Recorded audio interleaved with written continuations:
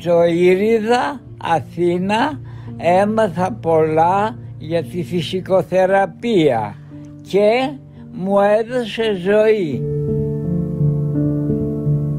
Ήμουνα πολύ καιρό στο κρεβάτι και ήρθα στο Ήριδα Αθήνα και περπάτησα ξανά. Είχα πολύ καιρό να περπατήσω και ήρθα στο Ήριδα στην Αθήνα και περπάτησα ξανά.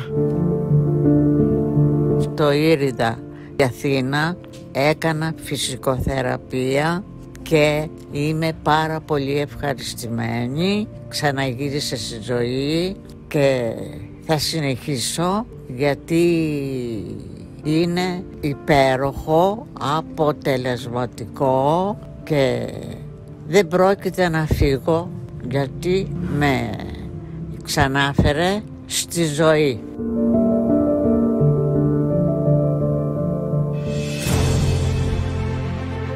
Οι φυσικοθεραπευτές στο Ήριδα Αθήνα συμμετέχουν από τα αρχικά στάδια της νόσου της άνοιας, αξιολογώντας τους τυχόν περιορισμούς δραστηριοτήτων. Η αντιμετώπιση και η θεραπεία των προβλημάτων της βάδισης σε άτομα με νευρομυϊκές διαταραχές είναι εξαιρετικά δύσκολη, αφού το πρόβλημα δεν είναι μόνο μυοσκελετικό. Στο Ήριδα Αθήνα, οι φυσικοθεραπευτές έχουν ειδική εκπαίδευση στην αξιολόγηση και στις ασκήσεις ισορροπίας και βάδισης.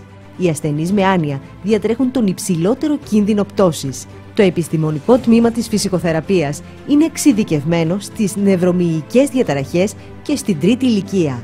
Στόχος μας, η αξιοπρέπεια ως το τέλος. Φύσιο Ήριδα Αθήνα. Μια νέα εποχή στην τρίτη ηλικία.